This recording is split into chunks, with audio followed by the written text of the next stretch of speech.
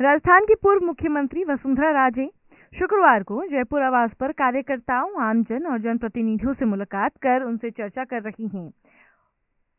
पूर्व सीएम वसुंधरा राजे ने ट्वीट कर उस बात की जानकारी दी। वसुंधरा राजे ने ट्वीट कर लिखा कि मैं अपने आवास पर कार्यकर्ताओं, आमजन और जनप्रतिनिधियों से मुलाकात कर रही हूँ।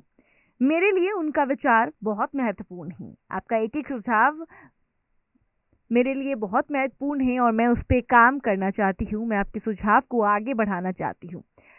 आपको बता दें कि बीते कई दिनों से बीजेपी और वसुंधरा राजे में टकरार की खबरें सामने आ रही थी और जब बीजेपी ने अपनी पहली उम्मीदवारों की जो सूची सामने रखी, जब उनकी पहली सूची सामने आई, उसके बाद ये साफ हो गया था कि बीजेपी कहीं ना कहीं वसुंधरा राजे को दरकिनार कर रही है और दिया कुमारी को आगे कर रही है।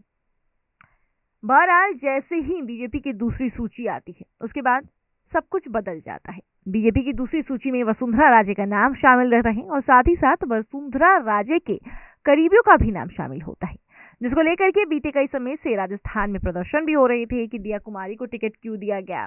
ऐसे कई सारे जो उम्मीदवार है उनका नाम जो सामने आया था, नई चेहरों का नाम सामने आया था, जिससे लेकर के बीजेपी के खुद के अंदर काफी ज्यादा उथल पुथल मच रहा था और इस पर कांग्रेस भी जो है वो पलटवार करती नजर आ रही थी। कभी अशोक गहलोत का ऐसा बयान आता था कि वसुंधरा राजे ने मेरी सरकार गिराने के वक्त जो साजिश बीजेपी ने रची थी उस वक्त बीजेपी का साथ नहीं दिया था, इस वजह से वसुंधरा राजे के साथ ऐसा किया जा रहा है।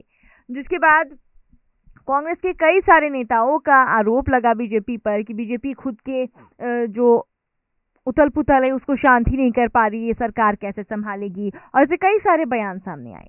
लेकिन बीजेपी ने सबके मुंह को बंद कर दिया अपनी दूसरी सूची निकालकर। अपनी दूसरी सूची में बीजेपी ने वसुंधरा राजे को काफी तवज्जो दी। उसके बाद से ये बात सामने आने लगी कि कहीं ना कहीं बीजेपी भी इस चीज को जान चुकी है कि वसुंधरा राजे जो है राजस्थान में एक बहुत जरूरी चेहरा है।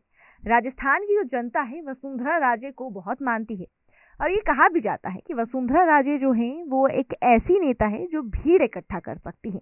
उनमें इतनी ताकत है कि वो काफी भीड़ एक साथ इकट्ठा कर सकती है और वसुंधरा राजे महिलाओं से काफी करीब है, महिलाओं से काफी जुड़ी हुई हैं। महिला उनकी बात, जितनी भी महिलाएं हैं उनकी बात काफी ज्यादा सुनती हैं, समझती हैं, उनसे काफी कनेक्टेड है। अब ऐसे में बीजेपी कर्नाटक वाली स्थिति राजस्थान में बिल्कुल भी पैदा नहीं करना चाहती थी।